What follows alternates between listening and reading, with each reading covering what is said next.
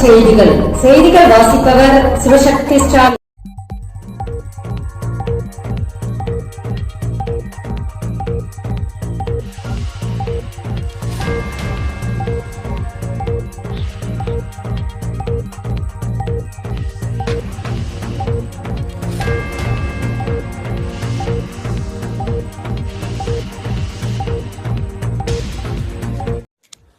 பள்ளிக்கல்வித்துறையில் அமல்படுத்திய திட்டங்களால் மாணவ மாணவிகள் மற்றும் ஆசிரியர்களுக்கு கிடைத்த பலன்களை தமிழ்நாடு அரசு பட்டியலிட்டுள்ளது. தமிழ்நாடு அரசு பள்ளிக்கல்வித்துறையில் செயல்படுத்தப்படும் திட்டங்கள் குறித்து, அதனால் மாணவ மாணவிகள் மற்றும் ஆசிரியர்கள் என்னென்ன நன்மைகள் அடைந்துள்ளனர் என்ற விஷய விவரத்தை முழுமையாக வெளியிட்டுள்ளது. முதலமைச்சராக மு.க.ஸ்டாலின் பொறுப்பேற்ற போது முதல் பள்ளிக்கல்வித்துறையில் எண்ணற்ற பல திட்டங்கள் நிறைவேற்றப்பட்டு 4.5 ஆண்டுகளில் தமிழ்நாடு வளர்ச்சியில் முன்னணி மாநிலமாக திகழ்கிறது என்று தெரிவிக்கப்பட்டுள்ளது.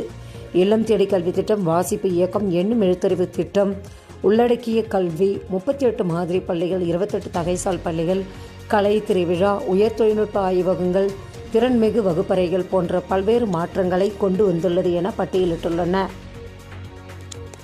PhD படித்தவர்கள் கூட TRBயில் தமிழில் தோல்வி. முதுநிலை பட்டதாரி ஆசிரியர் பணியில் சேர தேர்வு எழுதியவர்களில் 85,000 பேர் தமிழ் பாடத்தில் தோல்வியடைந்தது அதிர்ச்சியை ஏற்படுத்தியுள்ளது.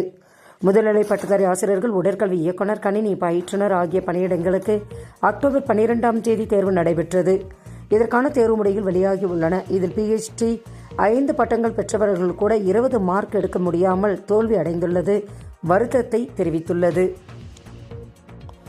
CTET 2026 தேர்வு விண்ணப்பம் தொடக்கம். CBSE பள்ளிகளில் ஆசிரியராக வாய்ப்பு, விண்ணப்பங்கள் வரவேற்பு. CBSE மூலம் நடத்தப்படும் CTET தேர்வு அறிவிப்பு வெளியாகியுள்ளது. 2026 பிப்ரவரி மாதம் தேர்விற்கு நவம்பர் 27 முதல் டிசம்பர் 18 வரை விண்ணப்பம் பெறப்படுகின்றன. மேல விவரங்களுக்கு www.ctet.nic.in என்ற இணையதளத்தை பார்க்கலாம். தமிழகத்தில் 16,929 பேர் உயர்கல்வியில் சேரவில்லை. 2024-25 கல்வியாண்டில் 3.51 லட்சம் அரசு பள்ளி மாணவர்கள் +2 பொதுத் தேர்வு எழுதிய நிலையில் 3.23 லட்சம் பேர் தேர்ச்சி பெற்றனர். ஆனால் இவர்களில் 16,929 மாணவர்கள் உயர்கல்வியில் சேரவில்லையாம்.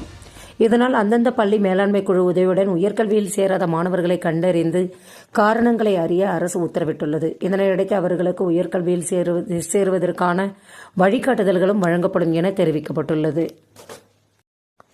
எய்ம்ஸ் மருத்துவமனையில் உதவி நிர்வாக அதிகாரி பணி, விண்ணப்பங்கள் வரவேற்பு.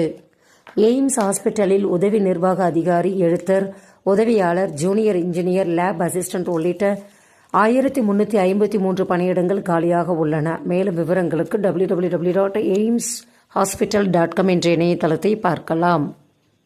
செய்திகள் நிறைவடைந்தன. வணக்கம்.